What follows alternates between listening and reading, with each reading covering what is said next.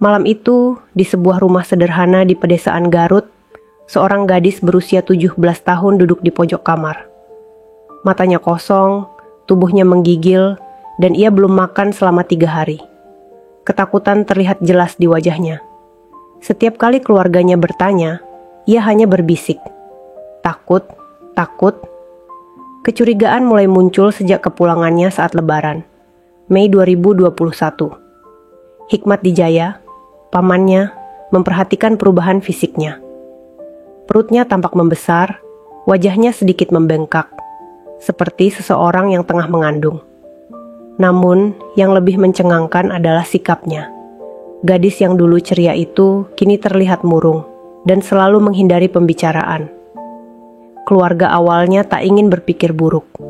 Mereka hanya mengira keponakan mereka mengalami perubahan karena tekanan belajar di pesantren. Namun, rasa curiga terus menghantui. Suatu malam, setelah dibujuk dengan lembut, gadis itu akhirnya menangis terseduh-seduh. Ia mengaku telah diperkaos berkali-kali oleh orang yang seharusnya menjadi pembimbingnya. Heri Wirawan, pemilik dan pengurus Pondok Tahfiz Al-Ikhlas, Yayasan Manarul Huda Antapani, dan Madani Boarding School Cibiru. Suasana rumah yang awalnya tenang berubah menjadi histeris. Hikmat tak percaya. Kemarahan dan kesedihan bercampur dalam hatinya. Ia ingin menyangkal kenyataan itu, tetapi keponakannya terus bercerita dengan suara gemetar, mengungkap bagaimana kejahatan itu terjadi. Tidak hanya sekali, tidak hanya 2 kali, tetapi berkali-kali. Dan lebih mengerikan lagi, ia bukan satu-satunya korban. Dari pengakuannya, ada banyak santriwati lain yang mengalami nasib serupa. Mereka semua masih anak-anak, masih belia, berharap mendapatkan pendidikan agama yang baik, tetapi justru terperangkap dalam kebiadaban seorang predator berkedok ustaz. Tak ingin membuang waktu, Hikmat bersama keluarga segera melaporkan kasus ini ke Polda Jawa Barat. Laporan itu membuka kotak Pandora yang lebih besar dari yang mereka bayangkan. Karena ternyata bukan hanya 12 korban seperti yang awalnya diberitakan. Jumlah korban terus bertambah hingga mencapai 13 orang, serta 9 bayi lahir dari kejahatannya. Sedangkan bagi keluarga korban, ia mencoba membungkam mereka dengan berbagai cara agar tidak membocorkan kejahatannya. Semua berjalan lancar selama 5 tahun, hingga akhirnya satu kesalahan kecil mengungkap kejahatan besarnya, keponakan Hikmat yang pulang dalam keadaan hamil. Ketika penyelidikan lebih lanjut dilakukan, terungkap bahwa setidaknya ada 9 bayi yang telah dilahirkan akibat perbuatan Heri Wirawan. Bahkan, ada korban yang telah melahirkan sejak 4 tahun lalu, yang berarti kejahatan ini sudah berlangsung lama tanpa ada yang menyadari. Namun, yang paling mengerikan adalah bahwa sebagian besar korban tidak berani berbicara. Mereka terlalu takut, terlalu trauma, dan terlalu tertekan oleh ancaman yang diberikan. Salah satu korban yang akhirnya berani bersaksi di persidangan mengatakan bahwa ia sering dipaksa pergi ke hotel dan apartemen bersama Heri. Di sana ia tidak berdaya. Heri menggunakan uang bantuan dari pemerintah untuk menyewa tempat-tempat tersebut, memperdaya korban dengan janji-janji kosong, lalu melakukan tindakan biadabnya. Keheningan yang menyelimuti kasus ini selama bertahun-tahun akhirnya pecah. Masyarakat pun mulai menyadari betapa lemahnya sistem pengawasan terhadap pesantren dan lembaga pendidikan berbasis agama. Jika saja keluarga korban tidak curiga dan melakukan investigasi sendiri, mungkin hingga hari ini kasus ini tetap terkubur dalam kegelapan. Namun, pertanyaannya sekarang, apakah keadilan bisa ditegakkan? Ataukah ini hanya akan menjadi kasus lain yang berlalu begitu saja, tanpa ada perubahan nyata dalam sistem yang seharusnya melindungi anak-anak dari para predator berkedok ulama? Sebelum dilanjut, jangan lupa untuk like, komen, dan subscribe channel Eva Bercerita. Karena kamu tidak sedang memperkaya Raffi Ahmad ataupun Baim Wong. Kamu hanya sedang membantu mahasiswa yang sedang mencari tambahan uang untuk biaya kuliahnya. Penyelidikan kasus Heri Wirawan berjalan dengan cepat. Setelah laporan masuk ke Polda Jawa Barat pada Mei 2021, aparat kepolisian bergerak untuk mengumpulkan bukti. Pengakuan korban menjadi elemen utama dalam penyidikan ini, diperkuat dengan hasil pemeriksaan medis yang menunjukkan bahwa beberapa santriwati memang telah melahirkan akibat perbuatan terdakwa. Ketika kasus ini masuk ke tahap persidangan di Pengadilan Negeri Bandung, perhatian publik semakin tertuju. Sidang perdana yang digelar pada 11 November 2021 menjadi titik awal pengungkapan lebih banyak fakta mencengangkan. Jaksa Penuntut Umum (JPU) menjerat Heri dengan pasal 81 ayat 1 dan 3, pasal 76D, Undang-Undang Perlindungan Anak, serta pasal 65 KUHP. Ancaman hukumannya minimal 15 tahun penjara. Tetapi bisa diperberat karena terdakwa merupakan pendidik yang seharusnya melindungi anak didiknya. Di ruang sidang, wajah Heri tetap tenang. Ia nyaris tak menunjukkan ekspresi saat dakwaan dibacakan. Namun, kesaksian para korban mulai mengguncang suasana. Para santriwati yang akhirnya berani bersuara menceritakan bagaimana mereka menjadi korban bujuk rayu dan ancaman. Salah satu dari mereka mengungkapkan bahwa ia sempat ingin melarikan diri, tetapi Heri selalu menemukan cara untuk membuat mereka kembali tunduk di bawah kendalinya. Sidang semakin panas ketika jaksa mengungkap bahwa kejahatan ini tak hanya dilakukan di dalam pesantren, melainkan juga di beberapa hotel dan apartemen. Yang lebih mengejutkan, dana yang digunakan Heri untuk menyewa tempat-tempat tersebut ternyata berasal dari bantuan pemerintah yang seharusnya digunakan untuk operasional pendidikan. Kepala Kejaksaan Tinggi Jawa Barat, Asep N. Mulyana, mengungkapkan bahwa terdakwa menyalahgunakan dana bantuan dengan jumlah yang tidak sedikit. Dana tersebut seharusnya digunakan untuk membiayai kebutuhan santri, tetapi justru dipakai untuk memenuhi kepentingan pribadi yang berujung pada tindakan keji. Di tengah proses hukum yang berlangsung, gelombang kecaman dari berbagai pihak terus menguat. Gubernur Jawa Barat Ridwan Kamil mengutuk keras tindakan Heri dan berharap pengadilan menjatuhkan hukuman maksimal. Ia juga menegaskan bahwa pemerintah provinsi akan memastikan para korban mendapatkan perlindungan dan pemulihan psikologis. Lembaga Perlindungan Saksi dan Korban (LPSK) turut turun tangan dalam kasus ini. Mereka memberikan perlindungan kepada 29 orang yang terdiri dari korban, saksi, dan pelapor. LPSK juga menyoroti adanya stigma yang diterima oleh korban, terutama dalam hal pendidikan. Beberapa korban mengalami penolakan ketika ingin melanjutkan sekolah, karena dianggap membawa aib. Ini sangat ironis. Anak-anak ini seharusnya mendapatkan perlindungan dan dukungan, bukan justru dikucilkan. Kami telah meminta agar pemerintah daerah memastikan mereka tetap bisa mendapatkan pendidikan yang layak, ujar Wakil Ketua LPSK, Livia Istania. Namun, di balik semua proses hukum yang berjalan, ada satu pertanyaan yang terus menggema di benak publik. Bagaimana mungkin kejahatan seperti ini bisa terjadi dalam waktu yang begitu lama tanpa ada yang menyadarinya?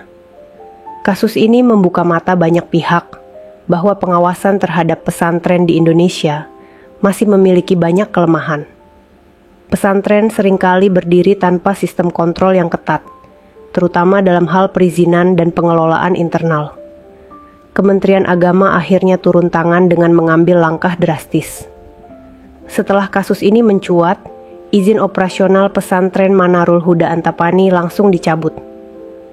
Madani Boarding School Cibiru yang juga berada di bawah naungan Heri, juga ditutup meskipun tidak memiliki izin resmi dari Kemenag. Kami sudah berkoordinasi dengan berbagai pihak. Saat ini, semua santri telah dipulangkan ke daerah masing-masing, dan pendidikan mereka difasilitasi agar tetap berlanjut, ujar Dirjen Pendidikan Islam Kemenag, M. Ali Ramdhani. Namun, penutupan pesantren ini bukan solusi akhir. Masih ada ratusan, bahkan ribuan pesantren lain yang beroperasi dengan sistem pengawasan yang lemah. Tak sedikit pesantren yang berdiri tanpa izin resmi, hanya bermodalkan nama besar seorang pendiri atau tokoh agama tertentu. Menurut Guru Besar Hukum Pidana Universitas Jenderal Soedirman, Hibnu Nugroho, permasalahan ini bukan sekadar kasus individu, melainkan sebuah peringatan besar bagi sistem pendidikan berbasis pesantren. Kita harus belajar dari kasus ini. Harus ada reformasi dalam pengawasan pesantren. Tidak bisa lagi ada lembaga pendidikan yang berjalan tanpa pengawasan ketat dari negara, tegasnya. Selain itu, Hibnu juga menekankan perlunya hukuman maksimal bagi pelaku. Menurutnya, hukuman 15 tahun penjara masih terlalu ringan untuk kejahatan yang dilakukan oleh Harry. Jika kita melihat dampak yang ditimbulkan, ini bukan sekadar kasus pemerkosaan biasa. Ini adalah pemerkosaan sistematis, dilakukan terhadap banyak anak, dengan penyalahgunaan kekuasaan yang sangat jelas. Hukuman seumur hidup atau bahkan hukuman tambahan berupa kebiri kimia sangat layak dipertimbangkan. Lanjutnya, tak hanya dari sisi hukum, kasus ini juga memicu perdebatan di masyarakat mengenai bagaimana cara melindungi anak-anak dari predator seksual di lingkungan pendidikan. Sejumlah aktivis hak anak menuntut adanya sistem pelaporan yang lebih mudah diakses oleh para santri. Selama ini, banyak korban yang tidak berani berbicara karena takut akan konsekuensi sosial atau bahkan ancaman langsung dari pelaku. Jika saja ada mekanisme pengaduan yang bisa mereka gunakan tanpa harus takut, mungkin kasus seperti ini bisa dicegah sejak dini.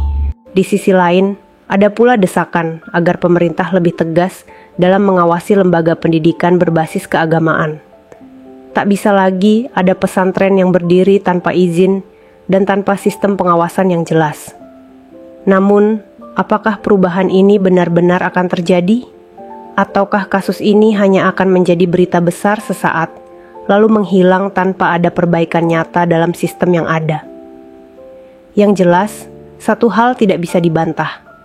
Kejahatan yang terjadi di balik pintu pesantren ini telah meninggalkan luka mendalam bagi para korban.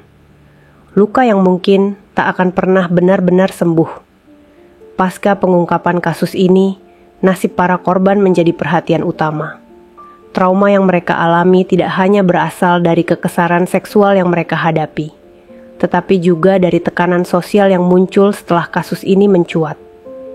Beberapa dari mereka mengalami penolakan ketika ingin kembali bersekolah, sementara yang lain harus berjuang menghadapi stigma dari lingkungan sekitar. Lembaga Perlindungan Saksi dan Korban LPSK telah memberikan jaminan perlindungan bagi 29 orang terkait kasus ini, termasuk korban, saksi, dan pelapor. Selain perlindungan hukum, mereka juga mendapatkan pendampingan psikologis untuk membantu mereka memulihkan diri dari trauma yang mendalam. Namun, upaya ini masih jauh dari cukup. Yang mereka butuhkan bukan hanya perlindungan sementara, tetapi juga jaminan masa depan, kata Livia Istania, Wakil Ketua LPSK. Ia menekankan pentingnya program rehabilitasi jangka panjang, termasuk pendidikan dan pemberdayaan ekonomi bagi para korban, agar mereka bisa menjalani hidup yang lebih baik. Pemerintah Provinsi Jawa Barat telah mengupayakan pemulihan pendidikan bagi santriwati yang terdampak.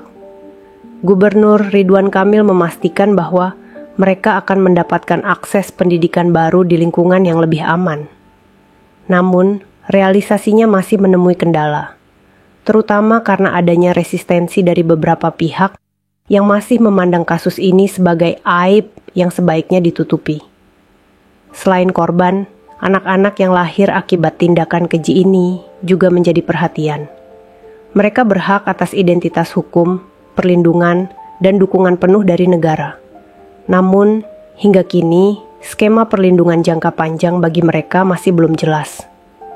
Di sisi lain, peristiwa ini menyoroti urgensi reformasi dalam pengawasan pesantren dan lembaga pendidikan keagamaan. Kementerian Agama telah berjanji untuk memperketat regulasi, tetapi langkah konkret masih dinantikan. Kasus kekerasan seksual yang dilakukan oleh Harry Wirawan terhadap para santriwatinya merupakan tragedi yang menyayat hati, sekaligus menjadi cerminan betapa lemahnya sistem perlindungan anak di lingkungan pendidikan, khususnya pesantren. Peristiwa ini mengajarkan bahwa keadilan harus ditegakkan tanpa kompromi. Pelaku kejahatan seksual, terutama mereka yang menyalahgunakan posisi sebagai pendidik dan pemuka agama, harus dihukum seberat-beratnya untuk memberikan efek jera. Hukuman bagi Heri Wirawan diharapkan menjadi preseden agar kejahatan serupa tidak terulang dan menunjukkan bahwa hukum ditegakkan tanpa pandang bulu. Selain itu, keberanian para korban dan keluarga untuk mengungkap kasus ini menjadi salah satu poin penting yang harus diambil sebagai pelajaran. Banyak kasus kekerasan seksual yang tidak terungkap karena korban merasa takut, malu, atau mendapat tekanan dari pelaku serta lingkungan sekitar. Keberanian mereka untuk berbicara seharusnya menjadi inspirasi bagi masyarakat agar tidak diam dalam menghadapi ketidakadilan. Dukungan dari berbagai pihak juga sangat diperlukan agar para korban mendapatkan keadilan serta perlindungan yang layak. Kasus ini juga menyoroti lemahnya pengawasan terhadap lembaga pendidikan berbasis agama. Banyak pesantren yang beroperasi tanpa regulasi dan pengawasan ketat dari pemerintah, sehingga membuka celah bagi penyalahgunaan kekuasaan. Oleh karena itu, pemerintah dan masyarakat harus bekerja sama memastikan setiap lembaga pendidikan memiliki sistem perlindungan anak yang ketat, serta mekanisme pelaporan bagi korban kekerasan seksual. Selain itu, pendidikan mengenai bahaya kekerasan seksual harus diberikan sejak dini, agar anak-anak memahami hak-hak mereka, dan berani melaporkan jika mengalami atau menyaksikan pelecehan. Tidak hanya soal hukuman bagi pelaku, perhatian juga harus diberikan kepada para korban, yang harus menghadapi trauma berkepanjangan serta stigma sosial. Negara dan masyarakat harus memberikan dukungan penuh kepada mereka agar bisa bangkit dan mendapatkan kembali hak-haknya, termasuk pendidikan dan pemulihan psikologis. Korban tidak boleh dibiarkan menjalani hidup dalam ketakutan dan keterbatasan akibat kejahatan yang menimpa mereka. Kasus ini menjadi pelajaran berharga bahwa kejahatan tidak boleh dibiarkan berlarut-larut. Masyarakat harus lebih peka terhadap tanda-tanda kekerasan seksual dan berani mengambil tindakan untuk melindungi anak-anak. Kejahatan yang dibiarkan hanya akan melahirkan korban-korban baru. Kini, saatnya kita bersama-sama membangun sistem yang lebih baik demi masa depan anak-anak Indonesia yang lebih aman dan terlindungi. Terima kasih untuk semua yang telah memberikan like dan subscribe.